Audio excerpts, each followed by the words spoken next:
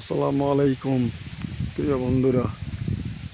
গত কয়েকদিন প্রচণ্ড সূর্যের তাপ, গরম সহ্য করার পরে গত রাত 3টায় প্রচণ্ড ঝড় বৃষ্টি।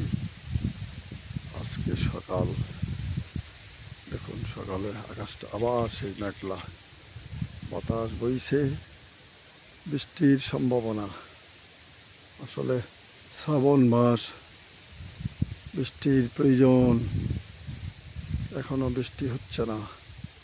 কৃষক ভাইয়েরা তাদের জমিতে রোপা গাঁথতে পারছে না, জমি শুকিয়ে গিয়েছে। এখন পানির খুব প্রয়োজন, কিন্তু পানিটা হচ্ছে না, জমি শুকিয়ে চৌচির হয়ে গেছে। তাই বৃষ্টির খুবই প্রয়োজন। ধন্যবাদ প্রিয় বন্ধুরা।